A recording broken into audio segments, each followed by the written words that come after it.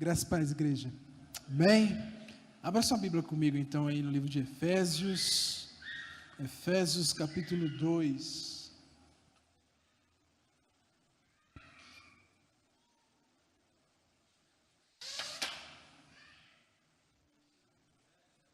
Efésios capítulo 2. Diz a palavra de Deus. Nós vamos ler a partir do verso de número 6.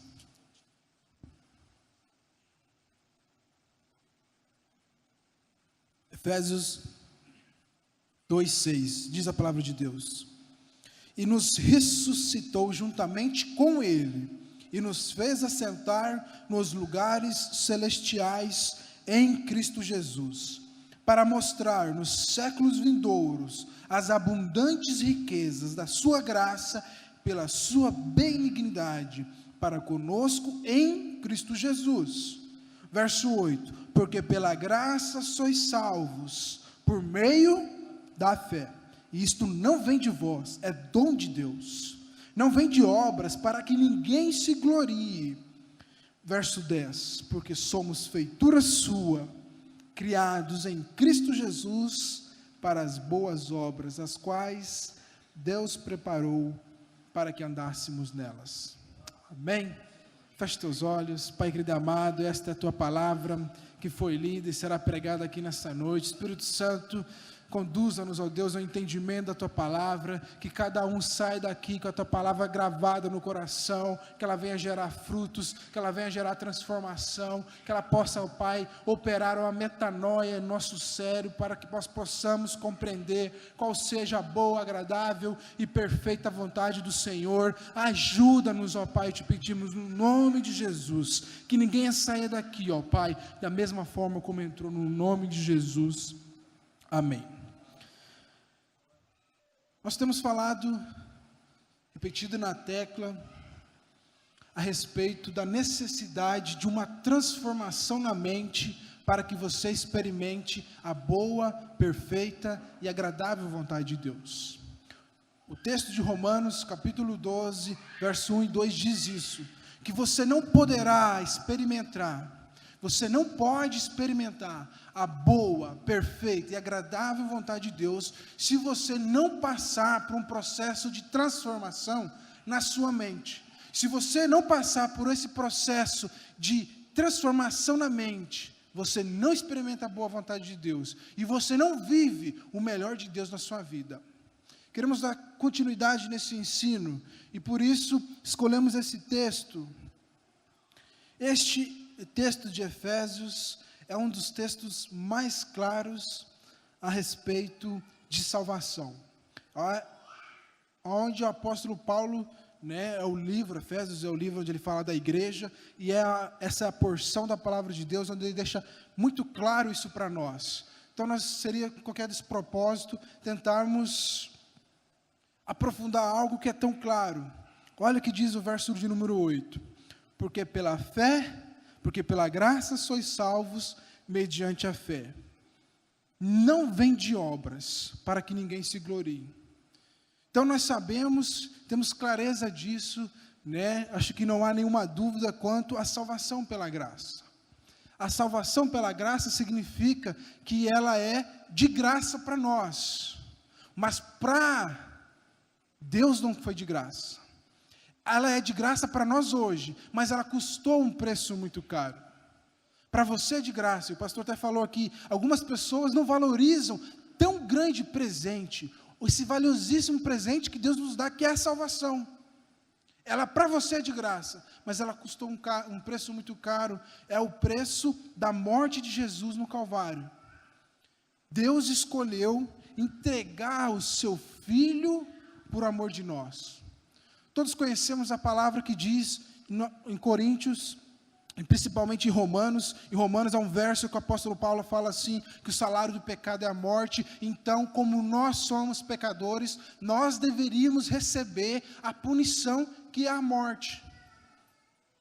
Mas aprove a Deus, e aí entra a questão da graça, pela sua bondade, pela sua benignidade, Ele então resolve cumprir a lei na vida do seu próprio Filho. Jesus vem à terra, era Deus, é Deus, vem à terra na forma de homem, encarnado como ser humano, passa pelas mesmas tentações que nós passamos, sofre as mesmas coisas que nós hoje sofremos, e apesar de todas essas coisas, não peca, não comete pecado, e então ele não tinha como salário a morte, porque ele não pecou, na verdade ele tinha como salário direito à vida eterna, porque ele foi justo, e ele resolve então se entregar, morrer uma morte substitutiva. Ele morre no seu lugar, para que ele receba aquilo que era de direito seu, e nós recebamos aquilo que era de direito dele, mesmo sem merecer. Isso parece simples, de repente você que está me ouvindo aqui já ouviu isso milhões de vezes, mas isso é de uma profundidade muito grande.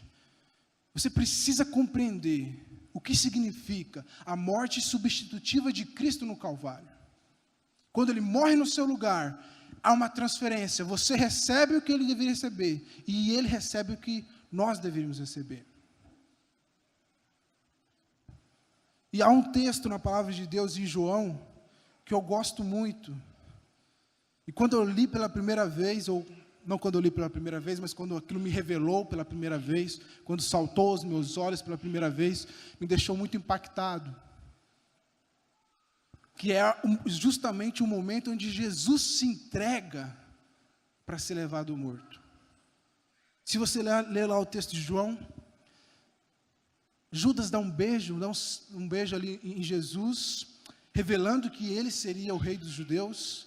Então os soldados perguntam para Jesus: és tu Jesus o Nazareno? Ele diz: sim, sou eu. No momento que ele diz sim, sou eu, aqueles soldados todos caem ao chão como se tivesse passado um terremoto ali. Tamanho o poder de Deus. E eles se levantam de novo e perguntam de novo: Senhor, é Jesus o rei Nazareno? Sim. E eles caem novamente. Isso para deixar bem claro para nós hoje, de que não foram os judeus ou os romanos que mataram Jesus, mas ele mesmo se entregou, porque nem judeu nem romano, e ninguém poderia matar Jesus. Ele se entrega por esse amor, e quando ele se entrega ali, há essa substituição, ele recebe o que é nosso por direito, que é perdição. Como ele não tinha pecado, ele encerra a morte. E nós recebemos o que era dele por direito, que é a vida eterna. A salvação é de graça, não vem de obras. Como nós falamos na última mensagem, a questão do poder de crer corretamente. Isso é o que nos distingue de todas as religiões do mundo. E isso precisa estar muito claro na sua mente. Nada que nós fazemos, nada que você tenha feito, pode te fazer aceito diante de Deus. Nada tem esse poder, mas o que Jesus fez.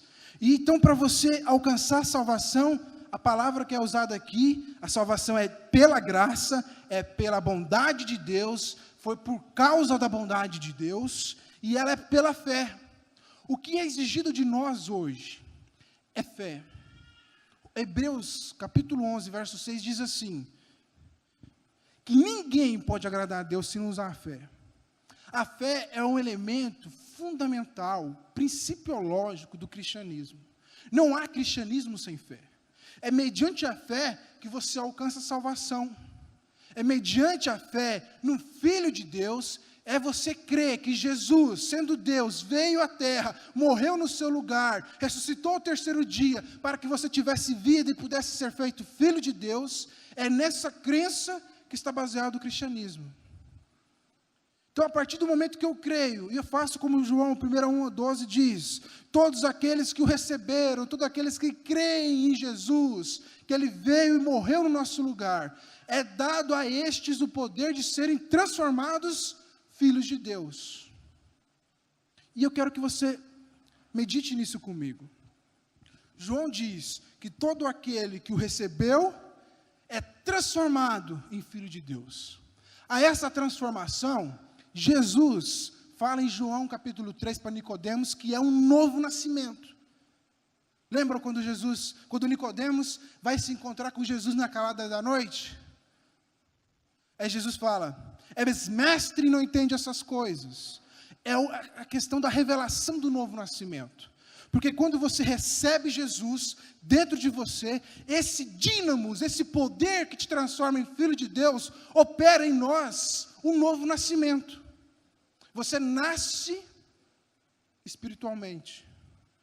Olha o que diz no verso 10 de Efésios. Porque somos feitura sua, criados em Cristo Jesus.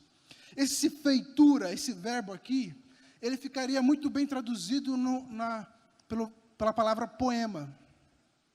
O apóstolo Paulo quis dizer aqui que nós somos como que esse poema escrito por Deus. Nós somos essa obra-prima de Deus. O novo nascimento é tratado dessa forma. E fomos criados em Cristo Jesus. Então ali nós passamos a ter uma nova natureza, o que é descrito por apóstolo Paulo. A partir do momento que você entrega a sua vida, nova criatura é, novo ser você é. Você era um antes, a partir do novo nascimento você é um outro. Você passa a conter os genes de Deus dentro de você. E nós vamos falar isso mais adiante. Então diz assim, porque somos feitura sua, somos o poema de Deus, somos a obra-prima de Deus, criados em Cristo Jesus, para as boas obras. E aqui parece de repente que há uma contradição, porque no verso 9 ele diz assim, não vem de obras, mas no verso 10 ele diz assim, que você foi criado para boas obras. Mas é muito simples de entender isso. A tua salvação, o novo nascimento, ele não vem por tuas obras. Deus considera as obras humanas, a obra feita na força do teu braço, como trapo de imundícia. Então, quando Deus olha para o homem tentando ser bom na força do seu braço, Ele diz que é trapo de imundícia, que não serve para nada. Trapo de imundícia é aquele pano que envolvia-se os mortos para serem enterrados. Aquele pano não presta mais para nada. Nem para limpar chão você usa aquilo. Jesus disse, então, Deus diz que qualquer tentativa do homem em buscar a aceitação de Deus por méritos próprios é inútil. Mas depois que você experimenta o novo nascimento, você está habilitado, você está gabaritado a partir de então, caminhar nas boas novas, nas boas obras. Lutero usa uma frase que sintetiza muito bem isso. Ele diz assim, que nós não somos contra as obras, nós somos contra a confiança nas obras. O problema não são as obras, é quando você se confia nas suas obras. Então vamos ao texto. Para as boas obras, as quais Deus preparou para que andássemos nelas. Eu coloquei até o tema dessa mensagem, andando na mão de Cristo. Semana passada o pastor pregou na contramão do mundo. Nós, como cristãos, precisamos andar na contramão do mundo. E precisamos andar na mão certa, na mão de Cristo. Então, olha que interessante. Você não se salva pelas obras, mas você é salvo para as obras. Há uma boa obra que Deus preparou para que você fizesse, para que você andasse, para que você caminhasse por ela. Quando Deus te criou, você não surge do acaso. Não foi assim, nasceu fulano, agora o que eu vou fazer com ele? Para cada um de nós, Deus tem um propósito. Para cada um de nós, Deus tem uma boa obra preparada por Ele. Essa boa obra, nós podemos dividir ela em duas divisões. É uma boa obra nos outros, para fora, no exterior. Deus te chama para fazer uma boa obra. Essa boa obra de Efésios é uma boa obra nos outros também.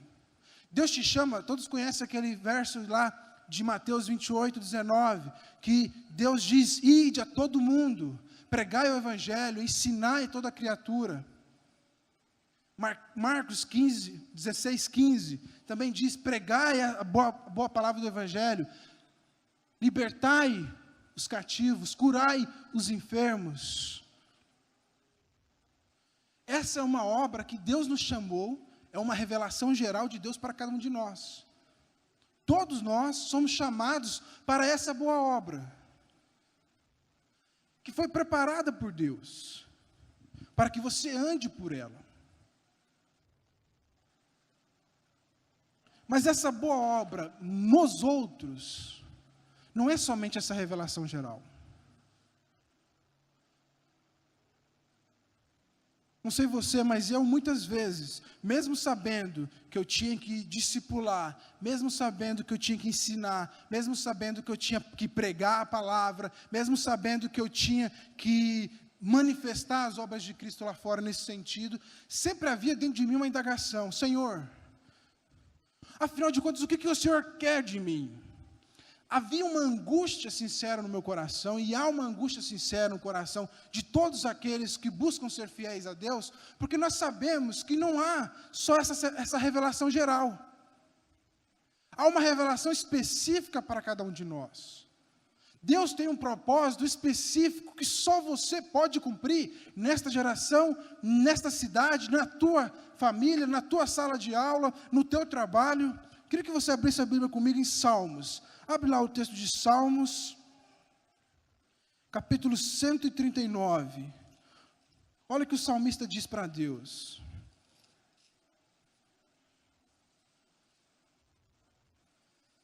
Davi era um profeta.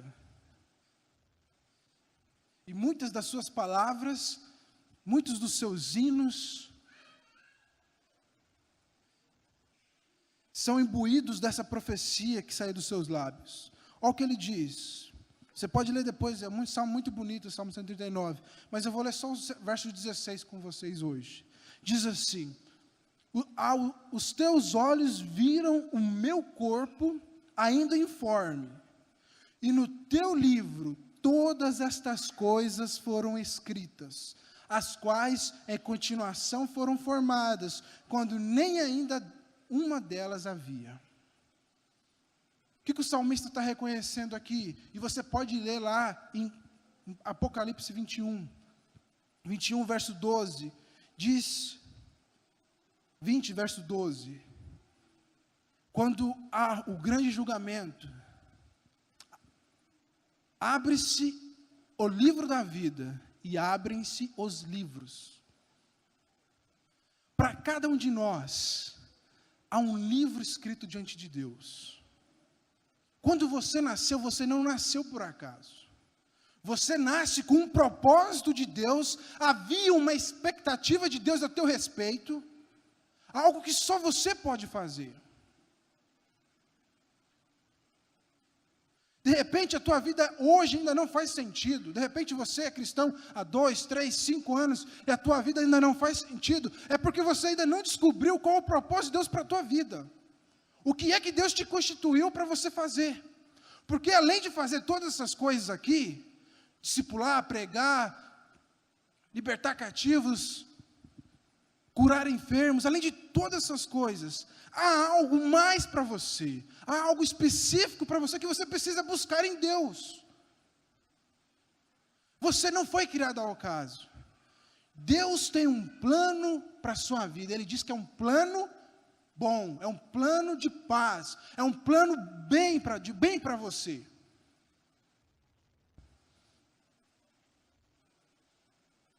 Aí você pode me perguntar, mas aonde fica o meu livre-arbítrio nessa história? Isso aqui anula o livre-arbítrio? Não. Você ainda pode escolher. Você ainda tem a opção de escolha. Há uma expectativa de Deus a teu respeito, mas você vive essa expectativa de Deus, você cumpre o propósito e a vontade de Deus para a tua vida, se você quiser. você ainda tem um livre-arbítrio. Não sei quantos se lembram, espero que você consiga se lembrar da mensagem que a pastora Priscila pregou aqui a respeito do escravo da orelha furada. Eu digo que está saindo muito ensino, muito bom aqui desse altar nesses dias. E é engraçado como uma coisa se encontra com outra.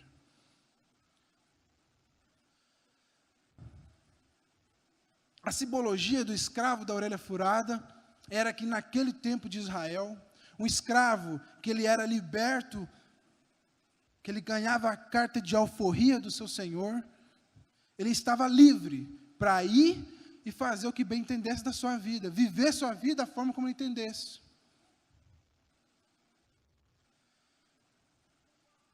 Mas, com o passar do tempo, muitos dos escravos não queriam mais ir embora, eles queriam ficar na casa do seu senhor. E aí, para resolver essa situação, eles fazem, então, esta lei de que o escravo que não queira ir embora, queira ficar e continuar, ele tinha sua orelha marcada, furada, e ele, a partir dali, ele era escravo, mas não mais por obrigação legal, por opção diante do seu Senhor. Da mesma forma é hoje. Você tem opção, você foi liberto por Cristo. Nós lemos aqui, você foi feito uma nova criatura. Você é uma nova pessoa. Você não é mais, como nós cantamos, escravo do medo. Você não é mais escravo de Satanás. Você não é mais escravo do pecado. Você não tem mais compromisso nenhum com o seu passado. Você pode ir e viver o que você bem entender da sua vida. Só que você precisa entender que isso não é tudo. De que há uma vontade de Deus para a tua vida. Há um propósito que Deus colocou na tua vida. E por mais que você seja livre lá fora, você não vai ser tão feliz, tão eficiente, tão próspero do que cumprindo o propósito de Deus na tua vida. Quando o homem decide governar a sua própria vida, é a pior besteira que fazemos. Quando nós decidimos, eu vou ser dono do meu nariz, faço o que eu quero agora. Aí nós saímos e passamos a viver somente na misericórdia de Deus. Quando você sai do plano original de Deus, você passa a viver no plano permissivo de Deus. De vez em quando Deus te abençoa, de vez em quando Deus tem misericórdia de você, mas você não é um crente fluente, mas você não é um cristão prevalecente, você não exerce de nada de relevância, sempre lhe falta algo, sempre algo está incompleto. Sabe por que está incompleto? Porque somente no centro da vontade de Deus, o homem pode ser completo. Somente no centro da vontade de Deus, vivendo o plano de Deus para a sua vida, você pode se realizar.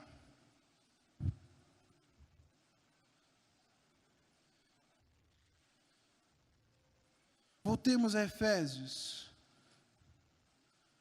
Há uma boa obra que Deus preparou para a tua vida. Há um livro, nós vamos falar isso mais nas próximas pregações a respeito do propósito específico de Deus para a tua vida, porque nós cremos que isso vai fazer com que você rompa, vai fazer com que você viva o melhor de Deus para a tua vida. Então em Efésios, o apóstolo Paulo diz, criados para a boa obra que Ele mesmo nos preparou, para que andássemos nelas. Essa boa obra é você fazer, cumprir com a vontade geral de Deus, com a revelação geral de Deus, melhor dizendo. É você cumprir com a revelação específica de Deus na tua vida. E é também você manifestar Cristo em você. Em Romanos, capítulo 8, verso 19, a palavra de Deus diz assim, que a ardente expectativa de toda criatura é a manifestação dos filhos de Deus. A palavra de Deus diz que antes de você conhecer a Deus, antes de você nascer de novo e se tornar filho de Deus, você era mera criatura, assim como todas as criaturas. E o apóstolo Paulo diz que toda criatura, seres humanos, seres angelicais, seres animais, toda a terra, toda a criação de Deus, ela espera ardentemente, clamando pela manifestação dos filhos de Deus. Creio eu que não é só a expectativa de toda a criatura, porque no próprio capítulo 8 de Romanos, verso 28 e 29, diz que Deus predestinou aqueles que Ele conheceu para serem feitos filhos à imagem de Jesus.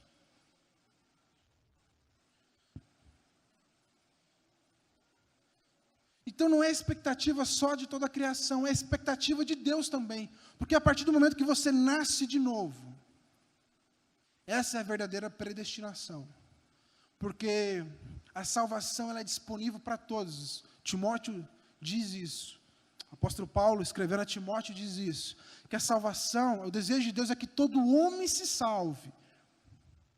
A salvação é para todos. Mas aqueles que experimentam a salvação, aqueles que entregam a sua vida a Jesus, aqueles que o recebem como Senhor e Salvador, estes estão predestinados. Não há outra forma, não há outro caminho. Eles estão predestinados a serem feitos filhos de Deus. E não é somente filho de Deus, é filho de Deus tomando como padrão a imagem de Jesus Cristo. A expectativa de Deus, a expectativa da criatura é que você alcance tal maturidade, você alcance tal fluência, tal poder, que você se assemelhe a Jesus Cristo, que você se pareça com Jesus Cristo. É a expectativa de Deus. É a boa obra que Deus tem para você. Era o plano original de Deus no Éden, e é o plano original hoje em Cristo Jesus. Que você se manifeste como filho de Deus.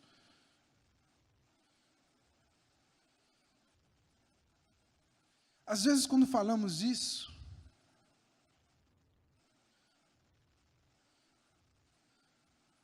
alguns podem pensar que isso é algo que só será alcançado na eternidade. Não, sim, eu sei que eu vou ser parecido com Cristo. Eu sei que eu vou ter a mente de Cristo. Quando eu morrer e depois quando eu ressuscitar, imagino que isso não é para agora. E por isso que nós vamos falar disso nessa noite. Muito embora você não seja salvo pelas obras, você foi salvo para elas. E é a expectativa de Deus que você hoje, não na eternidade, hoje, não no futuro, hoje, que você possa andar por essas boas obras, que é tanto as obras exteriores, que você faz nas outras pessoas, mas tanta obra que Ele opera em você. A expectativa de Deus é que você se assemelhe como Jesus.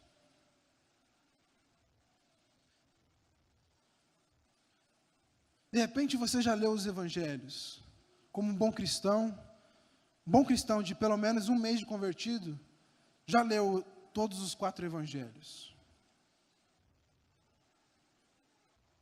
Você viu o que Jesus fez. Você sabe como é o proceder de Jesus. Você sabe como Jesus pensa. Você sabe qual é a filosofia de Jesus. E de repente você pensa, isso aqui é muito difícil para mim. Isso aqui é impossível alcançar com a minha natureza caída. Mas será que é mesmo? Abra sua Bíblia comigo lá em Gálatas, capítulo 3. Gálatas, capítulo 3. Olha o que o apóstolo Paulo escreve aos Gálatas.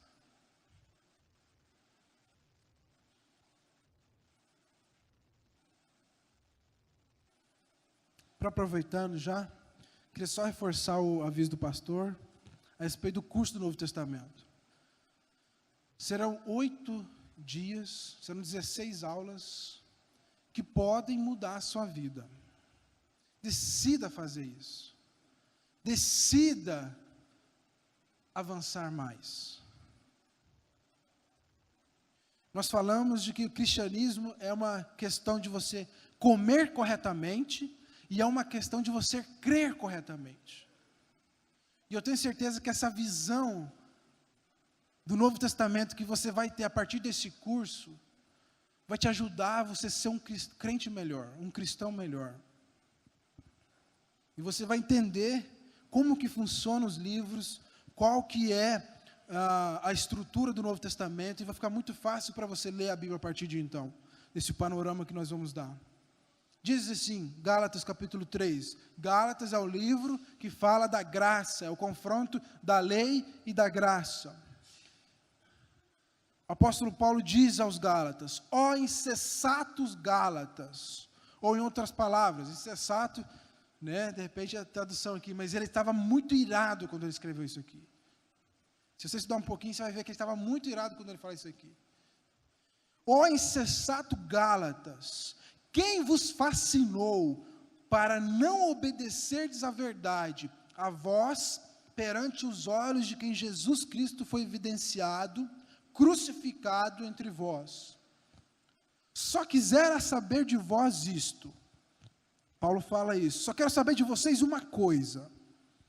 Recebestes o Espírito pelas obras da lei ou pela pregação da fé? Em outras palavras, você nasceu de novo, você experimentou da nova natureza divina, foi praticando as obras da lei ou foi praticando a obra da fé? Nós somos salvos, nós lemos lá em Efésios, fomos salvos pela fé, mediante a fé. A fé foi o mecanismo, não as nossas obras. Então ele diz, ele prossegue com o entendimento. É isso que ele quis despertar nos Gálatas.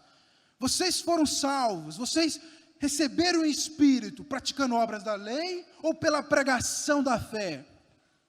Sois vós tão insensatos que, tendo começado pelo Espírito, experimentou a salvação, experimentou o novo nascimento no Espírito, acabeis agora pela carne, ou, em outras palavras, tendo Efésios 10 como parâmetro, você experimentou a salvação pela fé, pela graça, e agora, praticar as boas obras, praticar as obras que Deus preparou para você, você volta tentando cumprir a lei na força do seu braço. Para Paulo isso parecia uma contradição, o que de fato é. Olha o verso 4, será em vão que tenhais padecido tanto? Se é que isso também foi em vão? Aquele, pois, que vos dá o Espírito, e que opera maravilhas entre vós, o faz pelas obras da lei, ou pela pregação da fé? Falando a respeito de Jesus. Jesus opera maravilhas entre vós, Ele opera a transformação em vós, é pela lei ou pela fé? Verso 6, assim como Abraão creu em Deus, e isso lhe foi imputado como justiça, sabeis, pois, que os que são da fé são filhos de Abraão. Pela fé. Sem fé é impossível agradar a Deus. Sem fé é impossível você conquistar a salvação que é pela fé na graça de Deus. E pela fé também você vai caminhar nas boas obras que Deus preparou para você andar nelas. É pela fé. Não é por esforço próprio. Não é você, agora eu sou cristão, agora eu sou crente, me disseram que agora eu não posso falar palavrão, me disseram que agora eu não posso roubar, me disseram que agora eu não posso me prostituir. Não é, o cristianismo não é uma roupa, uma couraça. Tem aquelas armaduras de ferro de guerra, não é uma armadura de ferro que é colocada em você e te engessa. Isso não é o cristianismo. E esse é o cristianismo pesado, porque você não consegue. Olha o que o apóstolo Paulo fala para os Gálatas. Se você nasceu de novo pela fé, não é pelas obras da carne que você vai caminhar nas obras que Deus preparou para você. Se você nasceu de novo pela fé, é pela fé que você vai caminhar e vai fazer e vai manifestar as boas obras de Deus.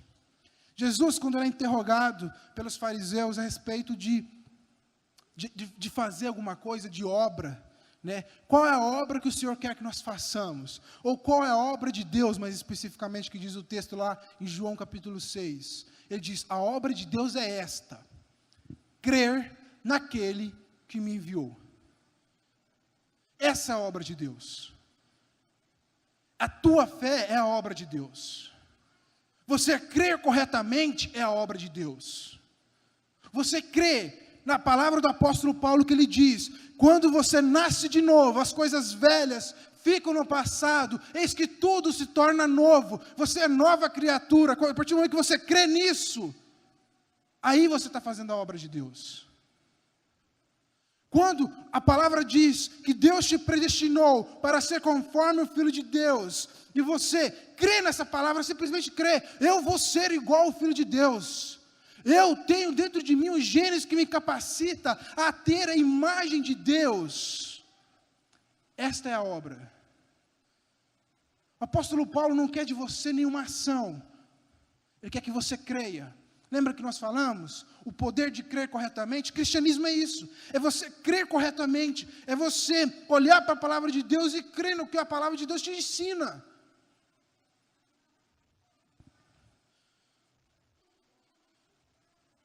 E se a palavra de Deus diz para você que você pode fazer as mesmas obras, olha o que Jesus diz lá em João, vamos lá. Eu gosto que você leia para você ter essa revelação. João capítulo 14.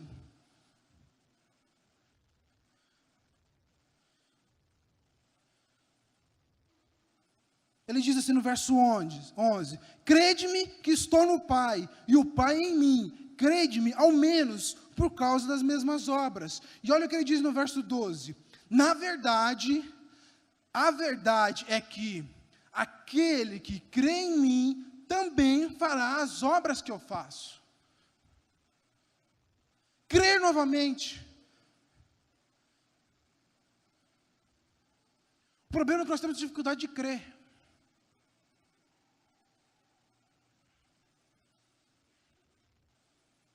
Você deve estar pensando, você não teve a criação que eu tive. De repente você foi criado numa família pelos seus pais, de repente o teu pai e tua mãe tenham te ensinado a ser individualista, tenham te ensinado princípios imorais, tenham te ensinado um monte de coisa, de repente tenham te ensinado, até tentando te ensinar bem, a você a fazer as boas obras, e aí você olha para trás e coloca a culpa no teu passado. Eu não consigo fazer isso por causa disso. Eu não consigo fazer isso por causa de mim.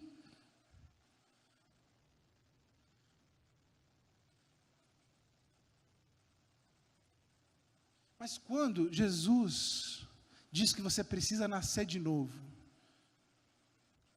e na verdade quando você nasceu de novo no Espírito, você a partir de então tem um novo pai. O teu pai terreno te passou genes, te passou um DNA, ele te passou instruções, que te fizeram o que você é até hoje. Mas a partir do momento que você nasce de novo, esse novo nascimento, sabe o que ele opera? Você agora é participante do DNA de Deus. Sangue de Deus, sangue celestial, sangue real, circula nas suas veias. E quando o apóstolo Paulo fala, nova criatura é, ele quer dizer que você não tem mais compromisso com o teu passado.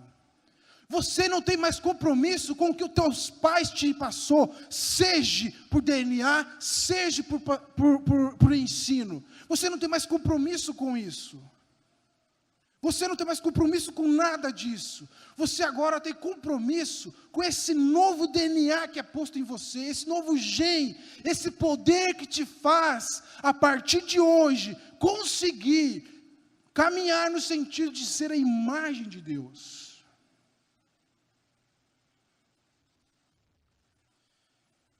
E quando eu passo a entender isso,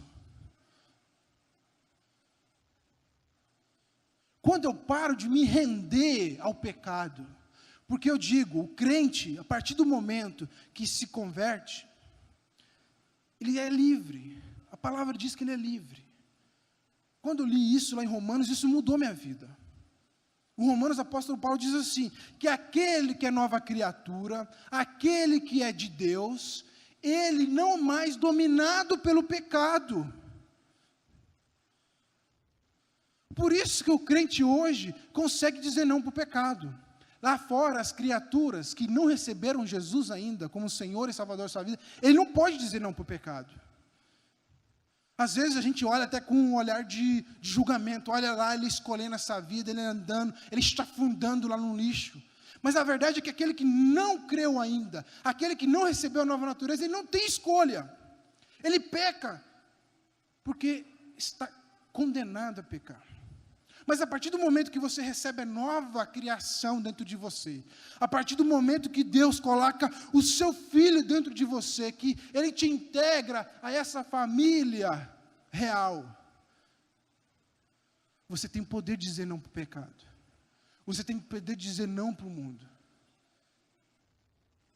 Só que você não diz não.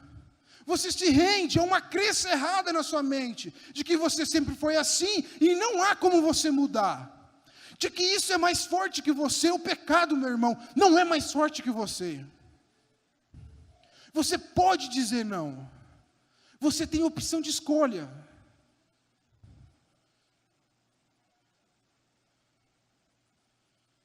Então é tudo a questão de crer corretamente.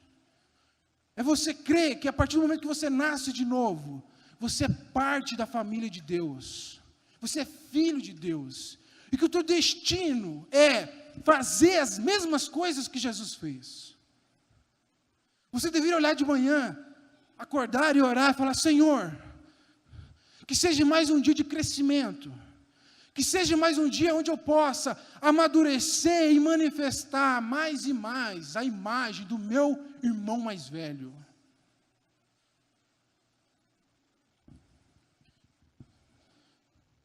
Eu tenho uma filha de 3 anos.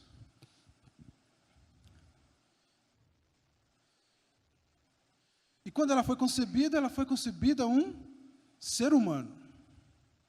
A diferença entre eu e ela era só questão de tempo.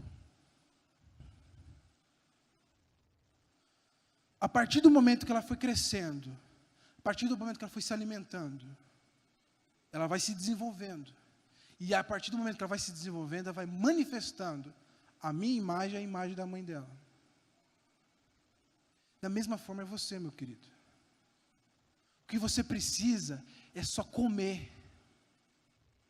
Você só precisa crescer.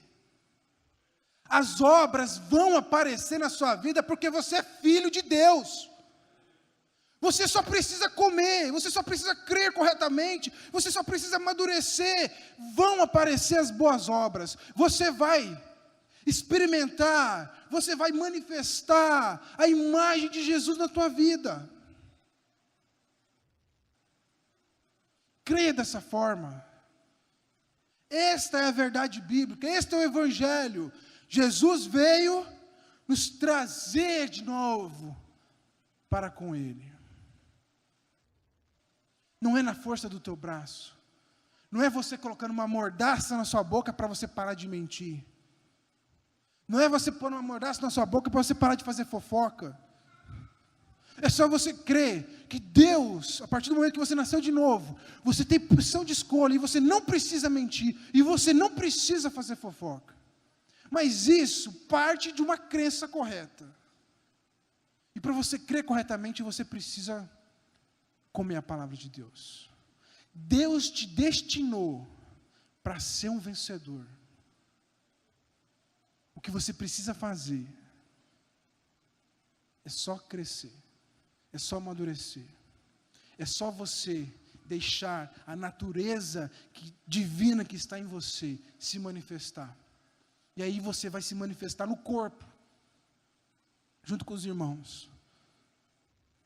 E você vai se manifestar como um filho de Deus.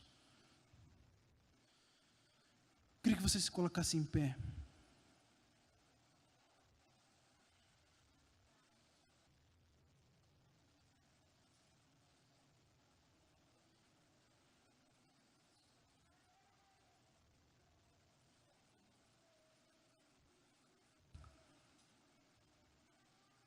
Há uma parábola que Jesus conta em Marcos, capítulo 4, verso 26 a 29, que é a parábola da semente.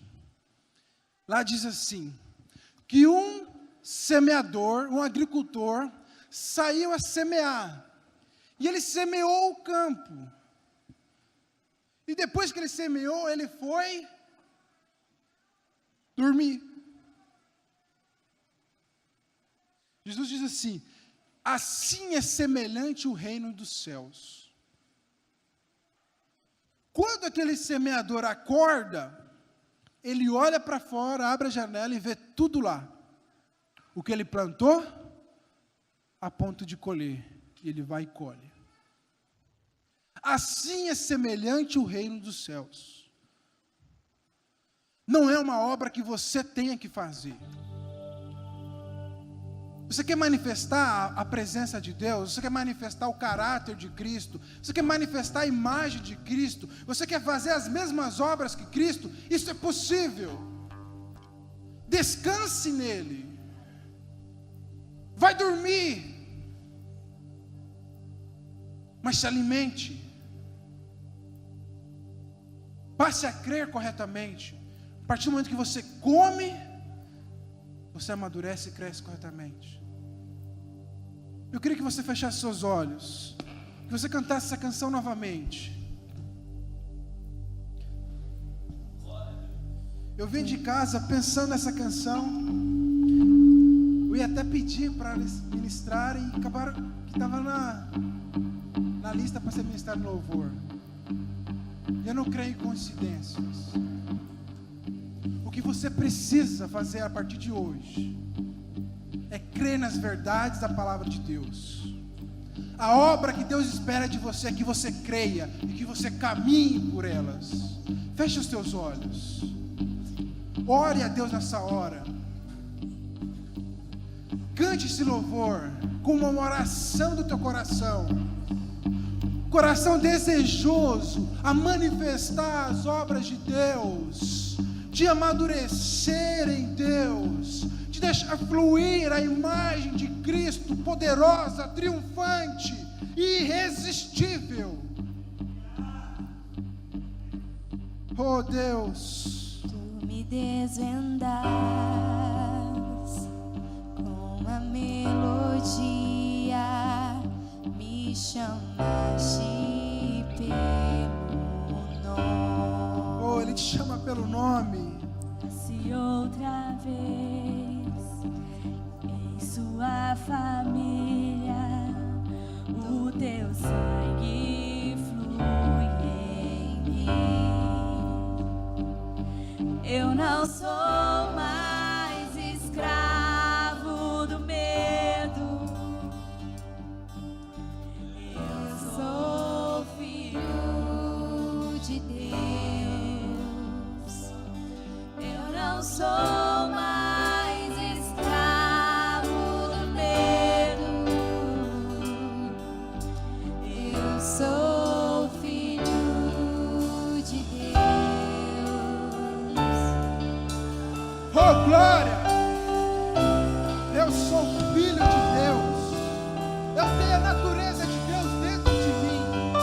Eu estou capacitado, habilitado. Minha mãe, tu me escolheu, me chamaste pelo nome, nasci outra vez em sua família,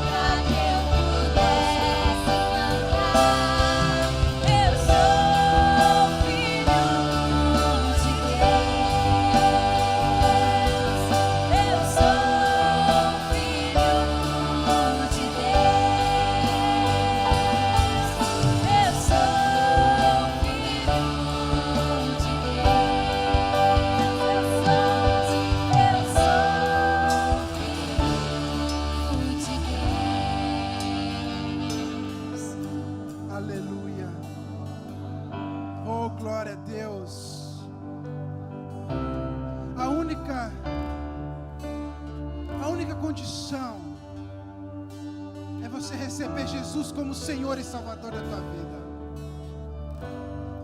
É você crer naquele a quem Deus enviou, que Ele veio morrer a tua morte para lhe dar vida e vida eterna, que Ele veio te fazer participante dessa família celestial.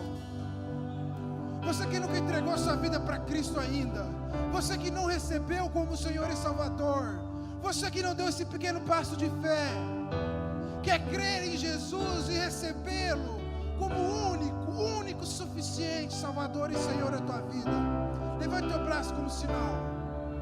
Você que quer ter esse poder de ser diferente, você que quer ter esse poder de ser participante da família celestial, levante teu braço como sinal.